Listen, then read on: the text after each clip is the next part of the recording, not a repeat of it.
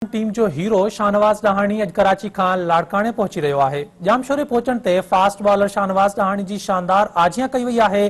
ॾाहाणी बिरादरी जे नौजवाननि ऐं शहरियुनि शाहनवाज़ जे पहुचण ते आजियां कई। उन मौके ते शाहनवाज़ ॾाहाणी चयो त सिंध ऐं मुल्क जो नालो रोशन करणु चाहे थो। अहम ख़बर अवां सां शेयर कयूं पिया त मुल्तान सुल्तान टीम जो हीरो शाहनवाज़ ॾाहाणी अॼु कराची खां लाड़काणे पहुची रहियो आहे। जामशोरे पहुचण ते फास्ट बॉलर शाहनवाज़ ॾाहाणी जी शानदार आजियां कई वई।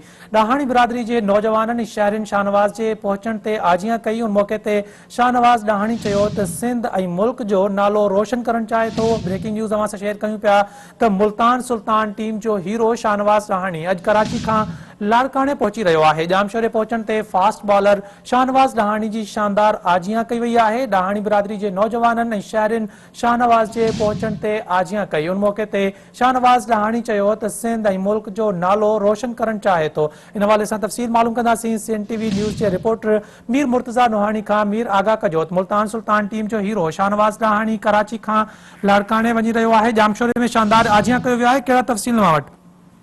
जी बिल्कुलु इशफाक मुल्तान सुल्तान टीम जो हीरो ऐं fast bowler Shahnawaz Dahani PSL trophy खटण बाद जामशोरो पहुतो, जिथां हू लाड़काणो तरफ़ रवानो थी वियो आहे। शाहनवाज़ ॾाहाणी जामशोरो पहुचण वक़्तु ॾाहाणी बिरादरी ऐं शहर जे नौजवान तरफ़ां संदसि जेको आहे सो शानदार इस्तक़बाल कयो आहे। इन हवाले सां शाहनवाज़ ॾाहाणी गैर रस्मी सिंध TV न्यूज़ सां ॻाल्हि ॿोल करे चयो त मुल्क जी आवाम लाइ ख़ुशीअ जहिड़ी ॻाल्हि आहे त मां अॻिते वधियो आहियां, जंहिं ते फ़ख़ुरु महसूसु कयां थो। संदसि चवणु आहे त नौजवाननि खे घुरिजे त महिनत कनि, हिकु ॾींहुं कामयाबी हासिलु थींदी। संदसि चवणु आहे त क्रिकेट खेॾी पंहिंजो सिंध ऐं मुल्क जो नालो रोशन करणु चाहियां थो। सिंध में जेको आहे क्रिकेट जो वॾो टैलेंट मौजूदु आहे। नौजवाननि खे अॻिते अचिणो पवंदो। जी ठीकु आहे मीर मुर्तज़ा नोहानी, वॾी महिरबानी तफ़सील खां आगाह करण जे लाइ।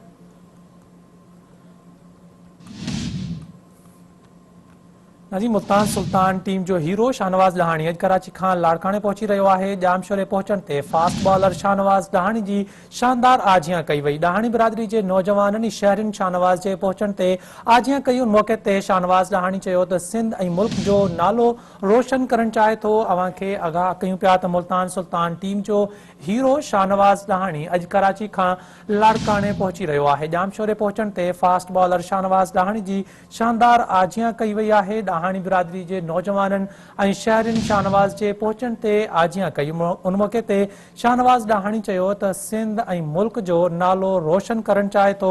अवां खे अपडेट कयूं पिया त मुल्तान सुल्तान टीम जो हीरो शाहनवाज़ ॾाहाणी अॼु कराची खां लाड़काणे पहुची रहियो आहे।